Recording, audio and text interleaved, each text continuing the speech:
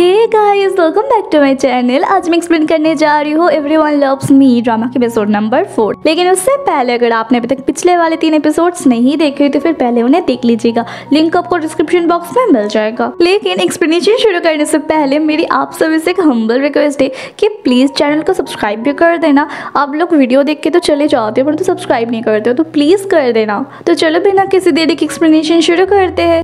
Episode की starting वहीं से होती है जहाँ पे गो जुन चियांग लिंग को बोल रहा है कि तो अपने क्रश को इम्प्रेस करने के लिए उसके सामने जेंटल गर्ल बन के रहा करो तो फिर वो इम्प्रेस होगा। पर तब एक गेम के अंदर उसके ऊपर कोई शूट कर देता है तो फिर वो गिर जाती है और फिर बोलने लगती है कि मेरे इतने सालों का रेपुटेशन, कभी ना हारने वाला, सबसे बेस्ट रहने वाला, सारे रेपुटेशन खत्म हो गए। और फिर वो दोनों तो गेम बंद कर देते हैं। फिर चियांग लिंग को तो जाना होता है लाइन डांस के लिए, तो फिर वो सर्च करने लगती है कि वो किस तरीके से जेंटल गर्ल दिख सके, कैसे ड्रेसअप करना चाहिए। फिर इधर लाइन डांस करने वाले जगह पे हम लोग गुजुन को देख पाते हैं जो कि वेट कर रहा था। तभी वहाँ पे चियांग लिंग भी आ जाती है और वो जिस तरीके की ड्रेस पहनी हुई थी ना, उसको देख के गुजुन बोलता है कि तुम हमेशा इस तरीके से फनी बनने की कोशिश क्यों करते हो।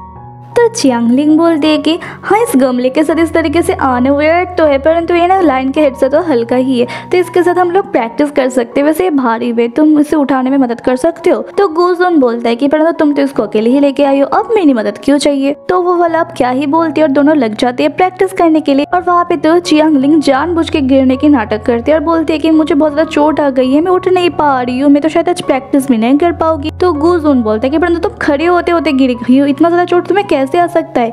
तो चियांग लिंग बोलती है परंतु मुझे बहुत ज्यादा दर्द हो रहा है, मुझे उठाने में मदद करो। परंतु गुजुन तो जाने लगता है, वो उसको पकड़ने लगती है तो वो गिर जाती है, इस बार सच में गमले में। और फिर वो फिर से गिरने वाली होती है और गुजुन उसको एंड मोमेंट में देख के पकड़ने की कोशिश तो करता है परंतु दोनों मिलकर बॉक्सेस में गिर जाते। फिर चियांग लिंग बोलती है कि तुम्हें चोट तो नहीं आया है। तो गुजुन बोलता है कि पहले मेरे ऊपर से तो उठो। फिर गुजुन बोलता है कि अपने पैर के लिए डॉक्टर को दिखा देना। और फिर वो वहां से चला जाता है। चियांग लिंग तो खुश हो जाती है कि फाइनली उसने उसके लिए केयर तो किया। फिर अगले दिन ऑफिस की कैंटीन में जब गुजुन उसके फ्रेंड के साथ खाना खा रहा था तब उसका फ्रेंड बोलने लगता है कि अब मेरे कंधों में कितना ज़्यादा दर्द हो रहा है। फिर बोलता है कि अरे मेरे हाथ में भी मसल क्रम्स हो रहे हैं। तो गुजुन बोलता है कि तुम्हें क्या कोई असिस्टेंट चाहिए। तो उसका फ्रेंड बोलता है कि वैसे तो मैं बहुत ही ज़्यादा इंटेलिजेंट हूँ परंतु मैं क्या ही करूँ, मेरे पास एक ही दिमाग और 2 ही हाथ हैं, मैं इतने में और कितना ही काम करूँ। तो गुजुन बोलता है कि ठीक है, मैं तुम्हारे लिए एक असिस्टेंट का इंतजाम कर दूंगा। तो फ्रेंड बोलता है कि उसकी जरूरत नहीं पड़ेगी, वो लोग सब लोग इंतजार कर रहे हैं इंटरव्यू के लिए। और फिर चला जाता है, मतलब कि उसने तो पहले से सब कुछ प्रिपेयर करके ही रखा था। फिर फ्रेंड इंटरव्यू लेने लगता है परंतु यहाँ पे तो सब एक के बढ़कर एक होते। कोई उसके साथ फ्लर्ट करने लग जाता है तो फिर कोई इतना धीरे बोलता है कि उसको तो सुनाई तक नहीं देता है। फिर वो गुस्से में निकल जाता है बाहर और बोलता है कि पता नहीं लोगों के साथ क्या हो गया है। फिर बाहर देख पाते हैं कि एक लड़की भी अपनी इंटरव्यू की बारी के लिए वेट कर रही थी और वो बहुत ही ज्यादा डरी हुई थी। और वो उस लड़की के पास आके बोलता है कि क्या आप भी यहाँ पे इंटरव्यू देने के लिए आई हुई हो, अगर ऐसा है तो फिर मैं आपके डॉक्यूमेंट्स चेक कर सकता हूँ अगर आप चाहो तो। फिर वो डॉक्यूमेंट्स देखने लगता है और वो लड़की भी खुशी खुशी दे देती है और उस लड़की की नाम होती है जिनशी। तो यहाँ पे डॉक्यूमेंट्स देखने के बाद फ्रेंड बोलता है कि ये तो सारे बहुत ही अच्छे हैं, अगर आपको कोई प्रॉब्लम नहीं है तो फिर कल आप इंटरव्यू देने के लिए आ सकते हो क्योंकि आज तो टाइम खत्म हो गया है। जिनशी भी इसके लिए मान जाती है। फिर रात को जियांग बाहर में बैठ के गुजुन के मैसेज का आंसर कर रहा था। तभी उसके पास एक आदमी आता है जो कि उसी की कंपनी में ही काम करता है परंतु दूसरे टीम में। और वो आके नॉर्मली पूछता है कि क्या कर रहे हो, कैसे हो, और फिर चला जाता है। तभी वहाँ पे गुजुन भी आ रहा था तो वो उसको जाते हुए देख लेता है। तो फिर वो आके जियांग से पूछता है कि वो यहाँ पे क्या कर रहा था। तो फिर जियांग बोलता है कि वो यहाँ पे यूं ही आया हुआ था और मिल गए तो फिर बात कर रहे थे। तो गुजुन पूछता है कि और जब वो आया था तो तुम क्या कर रहे थे। तो जियांग बोलते हैं कि तुम्हारे ही मैसेज का आंसर कर रहा था। तो फिर वो यहाँ पे वॉइस मैसेज कर रहा था और वो जो उन लोगों का गेम प्रोजेक्ट है उसका जो इंटरेक्शन सिस्टम होगा उसके ही ऊपर ही वो बोल रहा था। तो गुजुन तो समझ जाता है कि वो सब कुछ सुन लिया है तो फिर वो जल्दी में बोलता है कि जल्दी चलो और फिर जियांग भी उसके पीछे पीछे चला जाता है। फिर अगले दिन ऑफिस की मीटिंग में जब सारी टीम्स अपने अपने प्रोजेक्ट्स गेम को प्रेजेंट कर रहे थे तब हम देख पाते हैं कि दूसरी टीम ने तो अपने इंटरेक्शन सिस्टम में वही चिपका दिया होता है जो कि एक्चुअल में प्लान गुजुन का होता है। मतलब कि गुजुन का जो शक था वो फालतू नहीं था, वो सही निकला। फिर जब गुजुन का बारी आता है अपने गेम को प्रेजेंट करने का तो फिर वो पहले जाके सबसे पहले तो अपने गेम को एक्सप्लेन करता है कि वो ट्रेडिशनल गेम होने वाला है और साथ में इसमें मल्टीवर्स के भी कंसेप्ट होगा। और फिर जब इसकी इंटरेक्शन सिस्टम प्लेयर्स के बीच में कैसे इंटरेक्शन होगा उसके बारे में आता है तब वो बोलता है कि कोइंसिडेंटली हमने भी इसी तरीके की लॉन्ग डिस्टेंस इंटरेक्शन के बारे में ही सोचा था, परंतु फिर हमने सोचा कि ये एक मल्टीवर्स डिपेंडेंट गेम है, इस वजह से ये काफ़ी ज़्यादा ओल्ड होगा, तो फिर हमने इसका एक अपग्रेडेड वर्जन निकाला जो कि सेंसर इंटरेक्शन। तो यहाँ पे अगर पार्टनर्स अलग अलग यूनिवर्स में भी हो और कोई पार्टनर अगर ट्रबल में गिर जाए तो फिर भी दूसरे पार्टनर को ये सेंस हो जाए कि कोई पार्टनर ऐसे तो प्रॉब्लम में ही है, तो फिर वो फौरन ही उसी दूसरे वाले यूनिवर्स में पहुंच जाएंगे और उसकी मदद कर देंगे। और ये देख के तो दूसरे वाली टीम के मेंबर्स का तो और क्या ही कहना। और फिर हम ये देख पाते हैं कि गूज उनको ये आइडिया वहाँ से आता है जहाँ पे चियांग लिंग गेम में शूट हो गई थी। उसके बाद फ्लैशबैक में हमें ये भी दिखाया जाता है कि कल रात जब बो और जियांग जल्दी से चले गए थे बाहर से, तो वो लोग कहीं और नहीं बल्कि ऑफिस में ही आए हुए थे। और फिर ऑफिस में आके दो जने मिलके डिस्कस कर रहे थे कि न्यू इंटरेक्शन सिस्टम क्या बनाया जा सके। और वहाँ पे गूज उनके पास ऑलरेडी एक आइडिया हो रखा था, तो फिर वो लोग वही अप्लाई कर देते।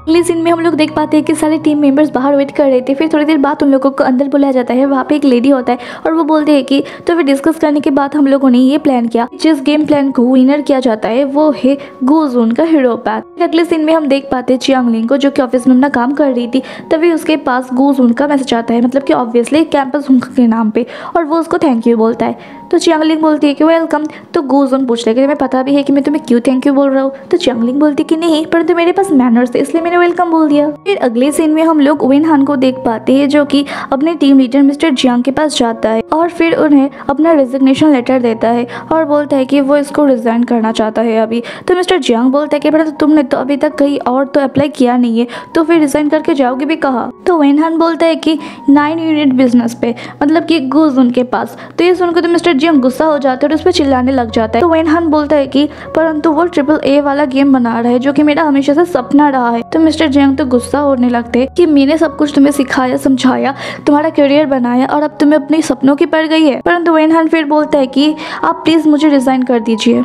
ये देख पाते हैं कि गूजून और उसका पूरा टीम अब नीचे के फ्लोर में आ जाते हैं ऊपर को छोड़ के, क्योंकि उन लोगों ने जस्ट न्यू डिपार्टमेंट स्टार्ट किया था, तो वहाँ पे उन लोगों को ऊपर भेज दिया गया था। पर अब उन लोगों की गेमिंग को, अपने प्रोजेक्ट को भी अप्रूवल मिल गया है, इस वजह से उन लोगों को भी अब नीचे शिफ्ट किया जा रहा था। और उन लोगों को नीचे आते देखते मिस्टर जियांग और भी ज़्यादा गुस्सा हो जाते हैं और बाकी के सारे टीम्स भी उन लोगों को देखने लगते। और इसमें चियांग लिंग तो बहुत ही ज़्यादा खुश हो जाती है और चियांग लिंग के टीम मेंबर्स भी उसके बारे में तारीफ करने लगते हैं कि पिछली बार प्रॉब्लम को गूजून ने ही ठीक किया था। तो उसके टीम के लीडर भी बहुत ज्यादा गुस्सा हो जाता है और बोलते कि जल्दी से जाओ अपना अपना काम करो जाके। फिर इधर हम लोग गूजून को देख पाते उसके न्यू डिपार्टमेंट में, और उसका पूरा टीम ही बहुत ही ज्यादा मेहनत कर रहा था, सब कुछ संभाल के रख रहा था, सब कुछ सेटअप कर रहा था। और फिर वहाँ पे गूजून सभी लोगों को मोटिवेट भी करता है कि हम लोगों की आज से एक न्यू लाइफ स्टार्ट हो रहा है और ये हम लोगों की सक्सेस की तरफ पहला स्टेप है। आगे हम लोगों को और भी स्टेप्स चढ़ना होगा, इसलिए और भी ज्यादा हम लोगों को मेहनत करना पड़ेगा। सभी लोग बहुत ही ज्यादा एक्साइटेड भी होते हैं इसके लिए। फिर थोड़ी देर बाद देख पाते हैं कि गूजून जियांग को बोलता है कि कैमल न्यू ईयर के लिए जियांगचन सिटी पे आया हुआ है, तो फिर उसके साथ में मिलने जाना है, तुम जाओगे क्या। तो कैमल एक्चुअल में वो जो ओल्डर पर्सन होता है ना, जो इन लोगों के साथ गेम खेलता है, उसी का नाम है। फिर गूजून उसको पूछता है कि वैसे तुम्हें तो असिस्टेंट हायर करना था ना, तो फिर क्या तुमने कर लिया है। तो फिर जियांग बोलता है कि हाँ वो लड़की है ना जिंगशी, वही है, और उसका आज ही फर्स्ट डे है, इस वजह से मैं यहीं पे रहकर उसका ध्यान रखूंगा अगर उसको कोई प्रॉब्लम हो काम भी, इसलिए। फिर रात को चियांग लिंग को देख पाते हैं जो कि अपने ऑफिस कलीग्स के साथ डिनर कर रही थी, तभी वहाँ पे गूजून भी आता है क्योंकि कैमल तो लेट हो चुका था बहुत ज्यादा घर पहुँचते, इसलिए उन लोगों ने प्लान को पोस्टपोन कर दिया था। फिर वहाँ पे गूजून को सभी लोग जब देखते तो सब लोग बोलने लगते कि गूजून हमारे साथ आके बैठो ना, हमने वैसे भी बहुत कुछ ऑर्डर कर लिया है, ची लिंग के पास बड़े सीट भी खा ली है। तो फिर गूजून उन लोगों के साथ ही बैठने जाता है, तो तभी जब वो बैठने जाता है तो फिर ची लिंग की पैर के साथ वो टच हो जाता है, तो फिर चियांग लिंग तो थोड़ी सी नर्वस हो जाती है, पर फिर वो खुश भी हो जाती है। फिर दोनों साइड बाई साइड बैठ के ग्रुप में मैसेज करने लगते हैं। और यहाँ पे ग्रुप में डब ट्विस्ट, मतलब कि चियांग लिंग जैसी बातें करते कि वो रेस्टोरेंट पे आई हुई है अपने न्यू कलीग्स के साथ डिनर करने के लिए। तो ये सारी बातें देख के और ऊपर से इधर जो ची लिंग में मैसेज कर रही थी कहीं पे, ये देख के उसको शक होने लगता है कि कहीं चियांग लिंग ही तो डब ट्विस्ट नहीं है। तो फिर वो ये पता करने के लिए एक ट्रिक करने की कोशिश करता है। वो ग्रुप में डब ट्विस्ट को पूछता है कि क्या तुम ड्रिंक करते हो। ग्रुप में तो वो बोलते हैं कि वो पूरी रात भर ड्रिंक कर सकती है, पर फिर इधर रियल में जब उसको ड्रिंक दिया रहा था तो वो पहले तो ड्रिंक लेने जाती है, पर फिर उसको लगता है कि गूजून शायद उसको पसंद नहीं करेगा अगर उसने ड्रिंक कर लिया तो फिर वो बोलती है कि नहीं मैं ड्रिंक नहीं करती, मुझे एलर्जी है, मैं तो सिर्फ जूस ही पीती हूँ। तो उसके जो कलीग फ्रेंड्स थे वो बोलती है कि हैं ये कैसी बातें कर रहे थे, तुम्हारा फेवरेट है ना। तो फिर वो उसको आंखों से इशारा करती है और फिर जूस पीने लगती है और बोलती है कि मेरा तो जूस ही फेवरेट है। पर अभी भी गुजोन को यकीन नहीं होता है। तो फिर वो पूछता है कि क्या तुम गेम खेलती हो? तो चियांगलिंग बोलती है कि हाँ खेलती हूँ, और आई थिंक जो सभी लोग गेम डेवलपिंग में काम करते हैं वो सभी लोग गेम खेलते हैं। तो गुजोन बोलता है कि अच्छा वैसे तुम कौन से गेम खेलते हो? तो चियांगलिंग सोचती है कि अगर उसने सच में बता दिया कि वो कौन सी वाली गेम खेलती है तो फिर ये तो इम्प्रेस बिल्कुल भी नहीं होगा, क्योंकि ये फाइटिंग वाली किलिंग वाली गेम में अगर एक लड़की खेलेगी तो फिर थोड़ी इम्प्रेस होगा। तो फिर वो एक बना के बोल देती है कि वो तो पेट केयरिंग वाले गेम खेलती है क्योंकि उसको पेट्स बहुत ज़्यादा अच्छे लगते हैं। फिर गुजोन उसको पूछता है कि अच्छा क्या तुम FPS गेम खेलते हो?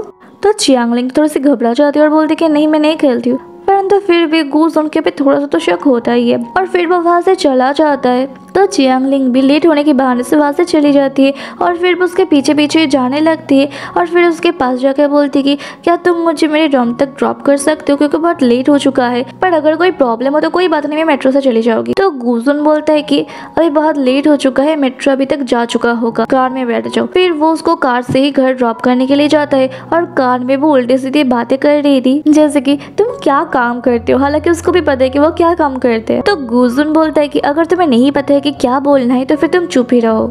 फिर डॉर्म में आके वो अपने रूममेट को बोलने लगती है कि पता है आज मैं घर पे कैसे आई हूँ, मुझे आज गुजोन ने ड्रॉप किया है, मैंने कितना बड़ा स्टेप पार कर लिया है, हम दोनों के बीच में क्लोजनेस बढ़ रही है। तो रूममेट बोलती है कि अरे वाह तुम तो बहुत आगे बढ़ चुकी है, अब जल्दी से WeChat ID भी ले लो उससे। फिर अगले दिन देख पाते हैं कि 31 दिसंबर होते हैं और इधर चियांगलिंग और उसकी फ्रेंड रेडी हो रही होती है और इधर कैमल को भी देख पाते हैं और गुजोन जो दोनों की कहीं पे मिलेगी तो वहाँ पे प्लेस डिसाइड करते हैं।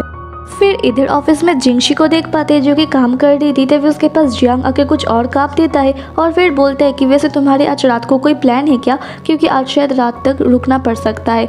तो फिर वो बोलती है कि नहीं नहीं मेरा कोई प्लान नहीं है, मैं काम कर सकती हूँ यहाँ पे। फिर जियांग बोलता है कि वैसे अगर तुम्हारा कोई प्लान हो तो फिर तुम बता सकते हो, हेजिटेट मत करो। तो जिंगशी बोलती है कि नहीं नहीं ऐसा कुछ नहीं है, परंतु यहाँ पे घबराहट में उसके पेपर्स गिर जाते हैं। तो फिर वो लोग जो उठाने जाती है तो वो तो पूरा टेबल ही उठा लेती है और ये देखो तो जियांग एकदम डर जाता है कि लड़की वैसे तो इतनी नर्वस लगती है, इतनी जेंटल लगती है, वो इतना ज़्यादा स्ट्रॉन्ग कैसे है। फिर देख पाते हैं कि कैमल और गुजोन मिलके एक जगह पे बैठ के खाना खाते हैं और वहाँ पे थोड़ी बहुत बातें भी करते हैं। वहाँ पे कैमल उससे पूछता है कि क्या तुमने डव ट्विस्ट के बारे में कोई भी स्टेप लिया, कुछ भी आगे बढ़ी बात? तो गुजोन बोलता है कि नहीं नहीं तो कुछ भी नहीं हुआ। तो वो उससे पूछता है कि वैसे वो रहती कहाँ पे है? तो वो जैसे ही बोलता है कि वो भी जियांगचन में ही रहती है तो वो इतने जोर से रिएक्शन देता है कि सब लोग उसको देखने लग जाते। फिर वो बोलता है कि तो फिर तुमने अभी तक उसको बाहर ले चलने के लिए क्यों नहीं बोला? वो अगर यहीं पे रहती है तो फिर तो कोई बड़ी बात नहीं है उसके साथ बाहर जाना, पर तो वो चुप रहता है।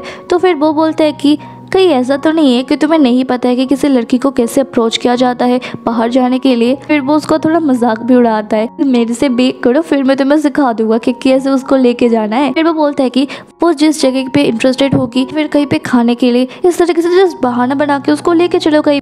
तो फिर गुजोन ग्रुप पे मैसेज करता है और इधर चियांगलिंग जो कि अपने रूममेट के साथ घूम रही थी वो भी फिर आंसर करती है और बोलती है कि मुझे तो बहुत ही ज़्यादा भूख लगी है। तो फिर गुजोन अपने ऑर्डर किया हुआ डिशेस की फ़ोटो लेके भेज देता है और बोलता है कि कैमल भी यहाँ पे आया हुआ है, क्या हमें ज्वाइन करना चाहोगे? तो वो तो मना कर देती है, बोलती है कि मैं अपने रूममेट के साथ हूँ। तो ये देख के कैमल बोलता है कि नॉर्मल है, वो एक लड़की है तो फिर वो अपने ऑनलाइन फ्रेंड के साथ नहीं मिलना चाहेगी क्योंकि क्या पता स्क्रीन के सामने वाला बंदा कौन हो। परंतु यहाँ पे गुजोन को काफी ज्यादा बुरा लग रहा होता है और वो थोड़ा हर्ट भी हो चुका था, इसलिए वो तो वहाँ से उठ के ही चला जाता है। तो फिर कैमल को भी उसके पीछे पीछे जाना पड़ता है। फिर रात हो जाते हैं और वहाँ पे न्यू ईयर ईव की तैयारी हम देख पाते हैं और वहाँ पे चियांगलिंग अपने रूममेट के साथ भी आई हुई थी क्योंकि वहाँ पे फायरवर्क्स होने वाला था और वहाँ पे वो दोनों काफी ज्यादा एंजॉय करते हैं, साथ में फोटोज लेते हैं। और फिर वहाँ पे रूममेट बोलती है कि अरे वो देखो वहाँ पे गुजोन है ना। फिर वो भी देखती है तो फिर वहाँ पे दूर में गुजोन खड़ा हुआ था। तो रूममेट बोलती है कि तुम यहाँ पे क्या कर रही हो, जाओ उसके पास जाओ। तो वहाँ पे सामने तो गुजोन कैमल के साथ ही आया हुआ था फायरवर्क्स देखने के लिए। और इधर फिर जब फायरवर्क्स स्टार्ट हो जाता है चियांगलिंग तो तब भी भीड़ होने की वजह से गुजोन के पास नहीं पहुंचा होता है, तो फिर वो वहीं से फोटो लेने लगती है। और न्यू ईयर होने में भी तब बस 2 ही मिनट बाकी थे। फिर गुजोन ग्रुप में मैसेज करके बोलता है कि न्यू ईयर में एक फ्रेश एनर्जी के साथ रात में गेम खेले। तो चियांगलिंग आंसर करती है कि मैं अभी फायरवर्क्स देखने के लिए आई हूँ और यहाँ पे बहुत ही ज्यादा भीड़, तो फिर मैं वक्त पे नहीं पहुँच पाऊंगी और मैं गेम में नहीं आ पाऊंगी। फिर वो जो पिक लिया होता है वो भी भेजती है। तो ये देखे तो गुजोन समझ जाता है कि ये पिक तो यही से लिया गया है, मतलब कि डव ट्विस्ट भी यही पे है। फिर वो भीड़ में ही उसको ढूंढने के लिए निकल जाता है और इधर तो चियांगलिंग भी गुजोन को ढूंढे जा रहा था, परंतु वो दोनों एक दूसरे को ढूंढ नहीं पाता है। एक को तो पता ही नहीं होता है कि वो एक्चुअल में ढूंढ किसको रहा है और दूसरा ढूंढ नहीं पाती है। फिर यहाँ पे काउंटडाउन स्टार्ट हो जाता है और फिर न्यू ईयर भी हो जाता है। तो फिर जियांगलिंग तो अपने मन में ही गूजुन को हैप्पी न्यू ईयर बोलती है और इधर गूजुन डव टेस्ट को मतलब कि जियांगलिंग को ही ग्रुप में हैप्पी न्यू ईयर बोलता है। फिर गूजुन वहाँ पे जियांगलिंग को देख तो पाता है परंतु उसको तो पता ही नहीं होता है कि वो जिसको एक्चुअल में ढूंढ रहा है वो यही है। फिर इसी के साथ एपिसोड यहीं पे खत्म हो जाता है। There was a time when you had me fall